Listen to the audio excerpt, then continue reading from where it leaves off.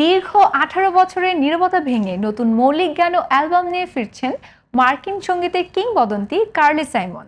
৮৩ বছর বয়সে তার এই প্রত্যাবর্তন ইতিমধ্যে বিশ্ব সঙ্গীতাঙ্গনে তৈরি করেছে ব্যাপক আগ্রহ। এই নিয়ে বিস্তারিত থাকছে আমাদের এবারের আয়োজনে।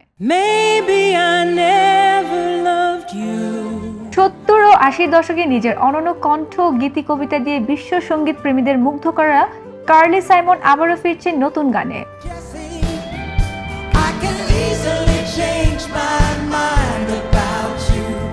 দীর্ঘ 18 বছর পর গত 14 আগস্ট মুক্তি পেয়েছে তার নতুন studio album comes in waves. 12টি গান নিয়ে সাজানো এই অ্যালবামটি মূলত প্রেম, বিচ্ছেদ, স্মৃতি, ক্ষমা ও জীবনের নানা অভিজ্ঞতার গল্প বলে। অ্যালবামের লিড সিঙ্গেল হাউলের মাধ্যমে নতুন অধ্যায়ের সূচনা করেছেন এই কিংবদন্তি শিল্পী। গানটি মূলত আঘাত, রাগ ও ক্ষমার মধ্য দিয়ে মানসিক মুক্তির অনুভূতি তুলে ধরে।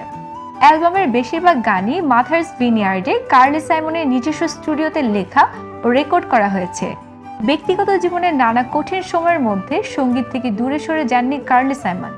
পার্কিনসন্স রোগের সঙ্গে লড়াই এবং ত্বকের ক্যান্সারের চিকিৎসার মধ্যেও নতুন এই অ্যালবামের কাজ শেষ করেছেন তিনি।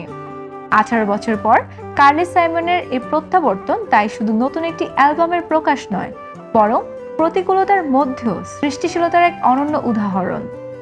8 দশকের জীবনে অসংখ্য কালজয়ী গান উপহার দেয়া কার্লি সাইমনের নতুন এই অ্যালবাম আবারও প্রমাণ করলো সময় পেরিয়ে গেলেও একজন শিল্পীর সৃষ্টিশীলতার কোনো বয়স হয় না। কামস ইন ওয়েভস দিয়ে সঙ্গীতের মঞ্চে তার এই নতুন অধ্যায় কতটা সাড়া ফেলে সেটি এখন দেখার বিষয়।